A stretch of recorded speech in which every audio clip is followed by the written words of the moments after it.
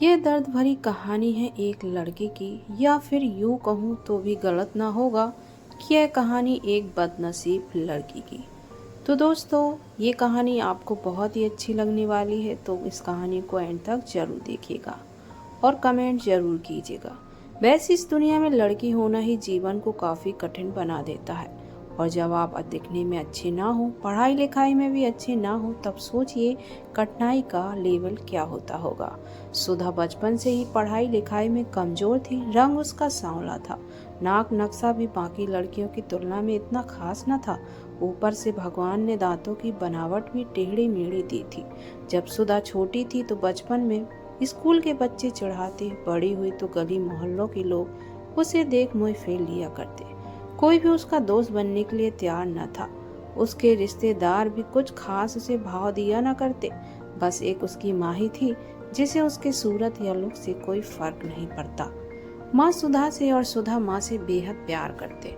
दुनिया भर की आलोचनाओं को सहने की शक्ति थी माँ सुधा के लिए। जब कोई उसे डफर बोल देता या कोई उसे बदसूरत बोल देता, तब सुधा को शादी के लिए देखने आए लोग उसे बिना पसंद किए लौट जाते।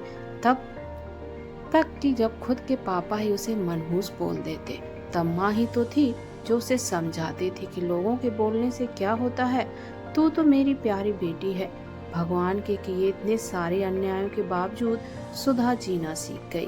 वह खुश रहना सीख गई। जो भी गिने चुने लोग थे उससे बातें करते, उन्हें चुटकुले सुनाकर हंसाया करती और खुद भी ठहके लगाकर हंसा करती। इसके अलावा एक और बहुत बड़ी खूबी थी सुधा की, उसे खाना बनाने में बहुत मजा आता था। ना ही सिर्फ खाना बनाने में मजा आता था, उसका बनाया खाना खाकर लोगों को जो स्वाद आता था वह उनको तृप्त कर देता था। और यह उसमें अपने आप तो नहीं आया था। दुनिया की ठुकराए जाने के बाद उसने अपना सारा समय खाने की रेसिपीज की किताबें, रेडियो शोज और टीवी चैनल्स को समर्पित कर दिए थे। सुधा की तारीफ तो कोई भी नहीं करता, लेकिन उसके हाथों की बने खाने की तारीफ वह हर व्यक्ति करता जो उसे चखता। इस गुण की वजह से सुधा अपने आजू बाजू की औरतों में फेमस हो गई, क्योंकि जिसे भी खाना पकाना सिखाना हो या कुछ नया पकवान बनाना हो तो वह सुधा के पास आती और सुधा भी खुशी खुशी उन्हें सब सिखाती।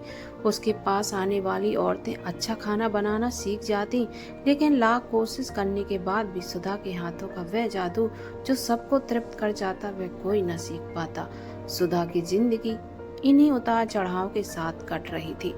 एक बार फिर से माँ बाप ने जी तोड़ कोशिश कर एक फैमिली को सुधा को देखने के लिए मना लिया। अगले दिन लड़का सुधा को देखने आने वाला था। सुधा को इस बात की खबर होने लगी तो वह दुखी हुई, गुस्सा हुई और बिना पूछे बताए नहीं क्यों माँ बाप लड़कों को बुला लेते हैं और उसका मजाक बना देते हैं। माँ ने सुधा को समझाया था कि ऐसा ही होता है, कोई भी बेटी अपने माँ बाप के यहाँ हमेशा नहीं रहती, उसे एक दिन शादी करके जाना ही पड़ता है। अगले दिन सुधा सुबह सुबह ही लड़के वालों के आने से पहले ही सच समझ कर कहीं निकल गई।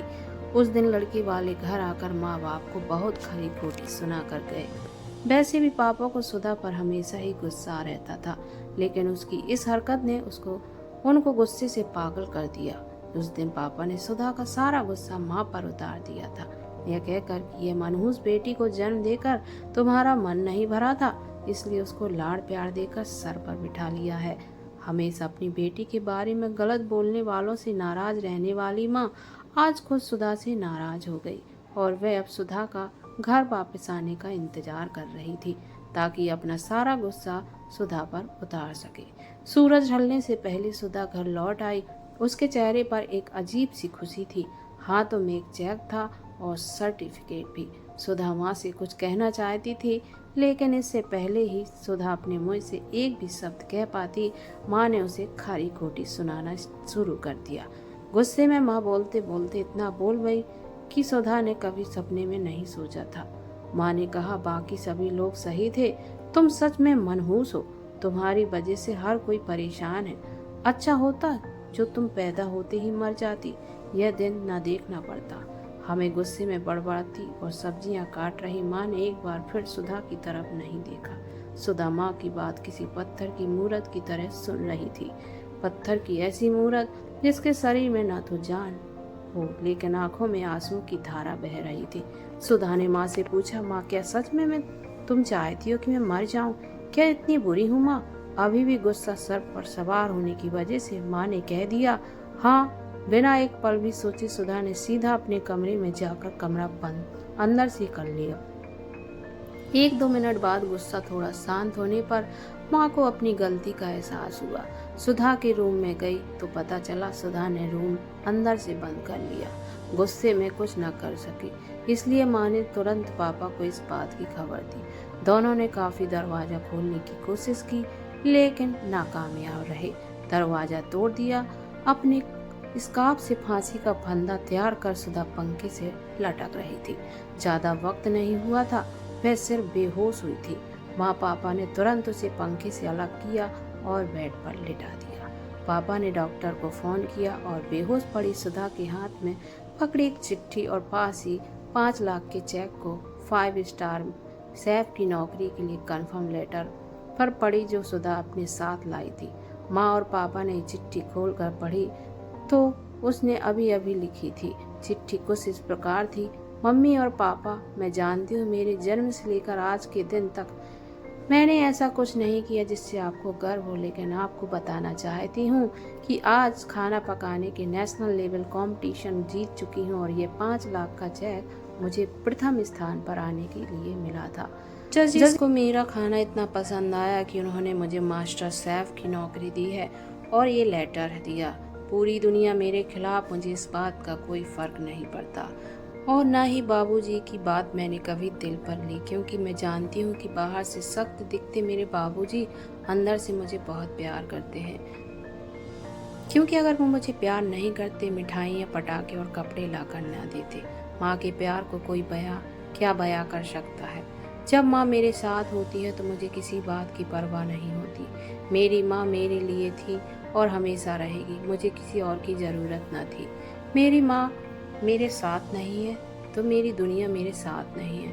इसलिए आज मैं दुनिया को ही अलविदा कह रही हूँ। मैं जानती हूँ आपने कभी न कभी भगवान से दुआ जरूर मांगी होगी कि अगले जन्म में मेरे जैसी औलाद न दे किसी को, लेकिन मैं भगवान से यही चाहूँगी कि हर जन्म में आप जैसे माता पिता मिले, और आज भी यही प्रार्थना करके उसी भगवान के पास जा रही हूँ। चिट्ठी पढ़ते पढ़ते माँ और पापा सर से पांव तक पछतावे में डूब गए और बेहोश पड़ी सुधा के सर पर हाथ फेरते हुए फूट फूट कर रो रहे थे। दोस्तों, पूरी कहानी पढ़ने के लिए धन्यवाद। मैं जानती हूँ कि यह कहानी आपके दिल को छू गई है। मैं उम्मीद करती हूँ कि आप आने अनजाने में किसी भी व्यक्ति का उसके बाहरी लुक्स की वजह से दिल नहीं दुखाएंगे।